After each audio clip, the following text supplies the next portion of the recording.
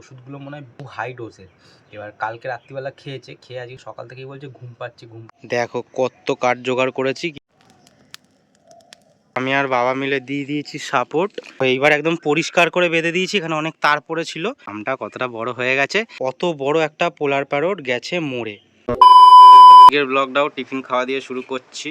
মা দেখতেই পাচ্ছ মুখ নাড়ছে, আমার জন্য কোনো অপেক্ষার প্রয়োজন মনে করলো না। বাবাকে টিফিন দিতে গেছিলাম আমি, তো আজকে টিফিন কি, ও বাবা সব তো শেষ, আমার পাতেই দেখাই। রুটি আর আলু চচ্চড়ি, আলু পটল দিয়ে। হ্যাঁ আলু পটলের তরকারি। ও আলু পটলের তরকারি আর লাড্ডু। ইয়েস, আর হচ্ছে রসমালাই আছে, রসমালাই। রসমালাই, রসমালাইটা এখন খাবো না। ওরা ও তোমার দুটো আছে, তোমাদের জন্য আছে দুটো আছে। আমি দুখানা খেয়ে নিয়েছি, চারটে ছিল দুটো খেয়ে নিয়েছি। তোমাদেরকে এর আগের ব্লগে বলেছিলাম যে মায়ের একটু স্ক্রিনের প্রবলেম হয়েছে, মানে হাতে ছুলির মতন হয়েছে। তো অনেক দিন ধরে বলছিল যে হসপিটালে যাবে, কিন্তু যাওয়া হচ্ছিল না। কালকে গেছিলো হসপিটালে, দেখিয়ে এসছে। এবার ডাক্তার মলম দিয়েছে, মলম কিনে নিয়ে এসছে, আর এক রকমের ওষুধ দিয়েছে। ওষুধগুলো মনে হয় খুব হাই ডোজের। এবার কালকে রাত্রিবেলা খেয়েছে, খেয়ে আজকে সকাল থেকেই বলছে ঘুম পাচ্ছে ঘুম পাচ্ছে, খুবই ঘুম পাচ্ছে। স্কুলে গেছিলো মা, এসে দেখলে টিফিন খেলো, টিফিন খেয়ে বলছে আমি পাচ্ছি না, এত ঘুম পাচ্ছে। আমি বললাম যে তুমি 1 ঘন্টা শুয়ে নাও, এখন 12টা 15 মতন হয়েছে, 15 মিনিট আগে শুয়ে পড়ছে, মানে 12টা থেকে। আমি বললাম 12টা থেকে 1টা অবধি তুমি ঘুমিয়ে নাও, তারপর উঠে বাদবাকি কাজ করবে। তাই আমাকে এখন ঘরের কাজগুলো করতে হবে।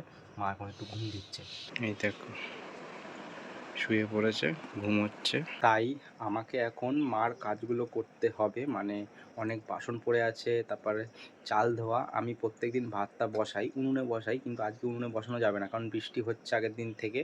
আর আজকেও বৃষ্টি হচ্ছিল একটু আগে। এই জায়গাটা আশপাশটা পুরো জামা কাপড়ের জন্য ভর্তি হয়ে রয়েছে, সব তুলে নিয়ে চলে এসেছি। একবার রোদ উঠছে, একবার বৃষ্টি হচ্ছে। যাই হোক, আমি আগে এই কাজগুলো করে নিই, কারণ 1টা 30-এ জল চলে যাবে। তারপর তোমাদের আমার ফিশ পন্ডের একটা জিনিস দেখাবো। এই দেখো সব ছড়ানো ছিটানো রয়েছে, এতগুলো কাজ করতে হবে। আর আস্তে আস্তে কথা বলছি, যার জন্য কিছু মনে করো না, কারণ ঘুমোচ্ছে, জোরে কথা বললেই তো মা উঠে যাবে। পুরো জায়গাটা ফাঁকা। এই যে সব বাসন মেজে নিয়েছি, আর ভাতটা মানে চালটা ধুয়েও হাঁড়ির মধ্যে রেখে দিয়েছি। এইবার এখানে ভাত বসাবো, কিন্তু কাঠ জোগাড় করতে হবে। মা বলছে যে গ্যাসে বসানোর জন্য। এবার যদি একবার বলে না যে গ্যাসে বসাবি, তখন মনে হয় যে না, যেখান থেকে খুশি কাঠ জোগাড় করেই ভাতটা বসাবো হচ্ছে উনুনে। তো বাইরে অনেক গাছ আছে, মানে শুকনো ডাল আছে, ওগুলোকে কাটবো, কেটে ভাতটা বসাবো। মা একটু ঘুমাক, পরে ডাকবো। কত কাঠ জোগাড় করেছি, কিন্তু সবগুলোই সরু সরু। এবার বসে থেকে থেকে জাল দিতে হবে, দেখা যাক। তাই জন্য কিছু কিছু মোটা নিয়েছি, এগুলো হালকা কাঁচা আছে। কিন্তু নিশিন্দে গাছে একটাই সুবিধা, হালকা যদি কাঁচাও থাকে তাও জ্বলে যায়। জানি না কেন হয় এটা, আমি এর কারণ বলতে পারবো না। কিন্তু যদি ধরো সবুজ সবুজ ভেতরে, কিন্তু তাও নিশিন্দে গাছ জ্বলে। আগের দিনের ব্লগে এক দাদা কমেন্ট করেছিলে যে তার মাও তাকে এরকম ভাত বসানোর কথা বলে। তাও এই জন্য একটা কথা তোমাদেরকে বলতে চাই, তুমি যদি কোনো একটা কাজ শিখে যাও, তার পরের দিন থেকে ব্যাস তোমার পালা ওই কাজটা করার জন্য। সে যেই জিনিসটাই হোক না কেন, দেখবে তুমি যদি চা করতে শিখে যাও, বাড়িতে বলবে যে চা করো। যদি মশারি গোছানো, বিছনা গোছানোর কাজ শিখে যাও, বলবে ওটা করতে। ভাত বসানোর কাজ যদি শিখে যাও, বলবে যে ভাতটা প্রত্যেক দিন বসাতে।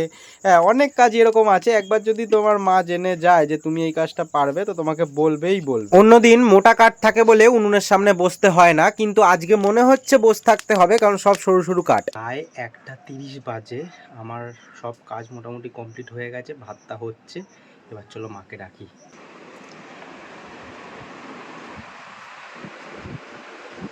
কি গো, ও মা, 1টা 30, 1টা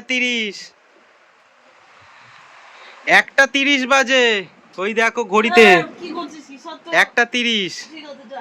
আমি ভাবলাম 1টা 30 শুনে হুড়মুড় করে উঠবে, ও বলছে আমাকে ঘুমোতে দে না, উঠছেই না। ভাবো কি আর বলবো। যাই হোক, ভাতটা আমি করতে থাকি, আবার আমি আর সোম যাবো স্নান করতে। ভাত রান্না প্রায় শেষের দিকে, কিন্তু সেটা ব্যাপার না, যেটা তোমাদের বলতে আসলাম। একমাত্র মনে হয় নিশিন্দে কাঠই কাঁচা অবস্থাতেও জ্বলে। দেখতে পাচ্ছ এই যে এত জোরে জ্বলছে, মাত্র এই 3টে কাঠ রয়েছে। কিন্তু একটা জিনিস তোমাদের দেখানোর চেষ্টা করি। এই দেখো, এই কাঠগুলো পুরো সবুজ। জানি না তোমরা কতটা বুঝতে পারছো, আমি একটুখানি ছালটা একটুখানি এইটার বোঝা যাবে আশা করছি। এই যে দেখো, এটা সবুজ। এই দেখো পুরো সবুজ হয়ে রয়েছে, আশা করি বুঝতে পারছো। এই যে এইবারও আশা করি বুঝতে পারছো, দেখো পুরো সবুজ হয়ে রয়েছে, তাও দেখো জ্বলছে। এখন আমি আর বাবা দেব হচ্ছে সিঙ্গাপুরি গাছটাতে সাপোর্ট, যেটা আগের দিনের ব্লগে তোমাদের বলেছিলাম বৃষ্টির জন্য দেওয়া হয়নি। বাবা অলরেডি চলে এসছে অনেকক্ষণ আগেই, বাবা কাজ করছে। আমি এখন আসলাম, কিন্তু আজকেও এই সময় আবার মেঘলা করেছে, মনে হচ্ছে বৃষ্টি আসবে। মেঘলা করেছে, আবার রোদ্দুরও উঠেছে। কিন্তু মনে হচ্ছে বৃষ্টি আসবে। বাবা কাজ করছে, বাবা জানেই না যে এখানে এখানটা আমি পরিষ্কার করেছি জঙ্গলটা। বাবা বলছে কী করে দেবো। তো যাই হোক, এখন তো বাবা দেখেছে। আর দেখো এরমভাবে নিশ্চয়ই সাপোর্ট দেওয়া তোমরা দেখেছো, যদি না দেখে থাকো দেখো কেমনভাবে হচ্ছে। দুটো বাঁশ লাগে, আর এই যেখানে পেরেকটা যে মেরেছে মাথায় একটুখানি ভি মতন ভি শেপ হয়ে যাবে, মানে পুরোটাই ভি শেপে হয়ে যাবে। ওই ভি শেপের ওপরটাতে গাছটা সাপোর্ট হবে আর দুদিক দিয়ে বাঁশটা ঠেকেও দেওয়া হবে। তো আমি আর বাবা মিলে দিয়ে দিয়েছি সাপোর্ট, কেমনভাবে দিয়েছি তোমাদের যেমন বলছিলাম ভি শেপে। আর দেখো আজকে এবার বুঝতে পারছো যে কতটা বড় হয়েছে কাদিটা। পাতাটাকে আর একটু সরালে বোঝা যাবে। এই দেখো, আর এই যে পুরো এই পাশ থেকে একখানা বাঁশ দেওয়া হয়েছে, ওই পাশ থেকে একখানা, মানে এ পাশে এরকম ত্রিভুজের মতন আর ও পাশ থেকে ওরকম ভি এর মতন, এরকম ভি, ওটার মধ্যেই আটকে থাকবে। বর্ষা আসবে, বর্ষার সময় হচ্ছে এইখানটাতে জল উঠে যাবে। বাবা ওই কথাটাই বলছে, এই জায়গাটা পুরো জল হয়ে যায়। আমি তোমাদের দেখিয়েছিলাম এই জায়গাটা পুরো জল জমেছিল, এবার এখানটাতেও জল জমে থাকে। এবার যদি জল জমে যায় তাহলে তো গাছের গোড়ায় জল জমলে মরে যাবে বা পচে যাবে। এই আম গাছটাকেও একটু টান টান করবো, দিকে একটু ঠেলা দেখি কতটা ঢিলা হচ্ছে। হ্যাঁ অনেকটা ঢিলা হচ্ছে। তো দেখি, ঠিক আছে দাঁড়া আমি এটা খুলি আগে। হ্যাঁ দেখো এইবার একদম পরিষ্কার করে বেঁধে দিয়েছি। এখানে অনেক তার পড়ে ছিল, এবার আর কোনো অসুবিধা হবে না। পুরো তার ছড়িয়ে ছিটিয়ে ছিল, টান টান অনেকটাই হয়েছে। কিন্তু বাবা এদিকে আসো, এদিকে আসো, এদিকে আসো না।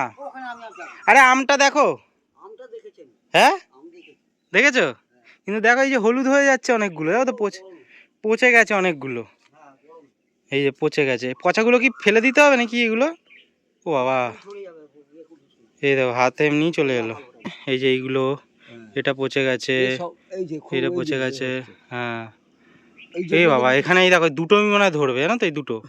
এবারে মোটামুটি যে কটা ধরবে পরের বছর দেখবে ওর 10 ডবল বেশি ধরবে। বলো 6 মাস বাদে আবার হবে, জানো তো, দোফলা আম তো এটা 6 মাস বাদে আবার হবে, বছরে দুবার হয়। এই দেখো আমটা কতটা বড় হয়ে গেছে। তোমাদের লাস্ট দেখিয়েছিলাম হচ্ছে 2 কর মতন ছিল। এই দেখো, দেখছো 1 আঙুলের বেশি বড় হয়ে গেছে, এতটা মতন বড় হয়ে গেছে। চলো ফিশ পন্ডে কি ব্যাপার হয়েছে তোমাদের দেখাচ্ছি। একদমই ভালো ব্যাপার না, চলো কি দেখাচ্ছি। জাল নিয়ে নিয়েছি, জালটাও লাগবে, কিন্তু কেন বলছি, এই দেখো দেখতে পাচ্ছ দূরে ওই যে জিনিসটা ভাসছে, ওইটা হচ্ছে বড় পোলার প্যারট। ভাবো একবার, অত বড় একটা পোলার প্যারট গেছে মরে। তার জন্য দায়ী কে? ওই সাপটা। তার আগে বলি তোমাদেরকে, আগের দিন সাপটা গেছে মরে, কারণ হচ্ছে ওই যে আমার সাথে গেছিল যে একটা আমার বন্ধু তারক, যার সাথে আমি গেছিলাম হচ্ছে দণ্ড মহোৎসবে, ওই ছেলেটা তো কালকে এসেছিল। ও বললো দাঁড়া সাপটাকে মেরেই ফেলতে হবে, না হলে বার করা যাবে না। প্রথম কথা আমি সাপ একদমই মারি না, আমার ঘেন্না লাগে। আর সাপ যেহেতু পুজো টুজো করা হয় ওই জন্য এরকম করা উচিত না। কিন্তু মাছ মেরে দিচ্ছে, খেয়ে নিচ্ছে, কী আর করা যাবে। চেপে ধরেছিলাম তো কাঠ দিয়ে, মারিনি ওরমভাবে, তো চেপে ধরেছিলাম, তো ছোটো তো ওই জন্য মরে গেছে, তারপরে তুলে ফেলে দেওয়া হয়েছে। ওই মাছটাকে আগেই আঘাত করেছিল, সেই জন্যই ওই মাছটা মরে গেছে। মানে আমি বুঝতে পারছিলাম যে পিঠের কাছে দাঁতের মতন বসানো রয়েছে, মানে দাগ হয়ে রয়েছে, মানে ওকে কামড়ে ধরেছিল। এই দেখো এত বড় একটা মাছ যদি মরে যায় ভাবো তো। হ্যাঁ দেখো এত বড় যদি একটা মাছ মরে যায় কি খারাপ লাগে। এই মাছটাকে চলো বাইরে ফেলে দিই, অন্য সময় পুঁতে দিই, কিন্তু পুঁতবো না, এখানেই ফেলে দিই। আর কি আর করা যাবে। আমার হালকা ঠান্ডা ঠান্ডা লেগে গেছে, তোমরা হয়তো কথা শুনে বুঝতে পারছো। তো যাই হোক কি আর করা যাবে। সাপটাকে ধরার জন্য কদিন ধরে ফিশ পন্ডে অনেক নাড়াচাড়া পড়েছে, সেই জন্য শ্যাওলাগুলো ওপরে ভেসে উঠেছে। থোকো থোকো শ্যাওলা। আমি প্রথমে ভেবেছিলাম যে হয়তো একবারেই সব উঠে যাবে, কিন্তু একবারে উঠছে না। আমি তোমাদেরকে পরে দেখাচ্ছি এক জায়গায় যেখানে ফেলছি সেখানে অনেক পরিমাণ শ্যাওলা। এরমভাবে কি করে ভেসে গেল তো আমি বুঝতে পারছি না। অনেকটা ড্রেনে যেমন শ্যাওলা ভাসে ওরকম টাইপের। কত পরিমাণ শ্যাওলা ভেসেছিল জলের মধ্যে, এইখানে নিয়ে এসেই ফেলে দিয়েছি, আর এদিক ওদিক ফেললাম না। আর ফিশ পন্ডটা পরিষ্কার হয়ে গেছে। দেখো মাছগুলো খাওয়ার জন্য যে ছুটে ছুটে আসছে, ওদেরকে এখনও খাওয়া দাওয়া হয়নি। আর আমার ফিশ পন্ডে যাতে সাপ না ঢোকে তার ব্যবস্থা আমি করব, সেটা নেক্সট ব্লগে হোক বা 1-2 দিনের মধ্যে হোক। আমি একটা আইডিয়া মাথা থেকে বার করেছি, সেই আইডিয়াটা আশা করি ওয়ার্ক করবে। কিন্তু ফিশ পন্ডে পিলার আছে, সেই জন্য করতে অসুবিধা হবে একটুখানি, সেই জন্য আরেকটুখানি আইডিয়াটা মাথা থেকে বার করে নিই, তারপর তোমাদের সবটা দেখাবো। আর আজকের জন্য ভিডিও এতটাই, দেখা হচ্ছে নেক্সট ভিডিওতে। সবাই ভালো থেকো, সুস্থ থেকো, সাবধানে থেকো, টেক কেয়ার।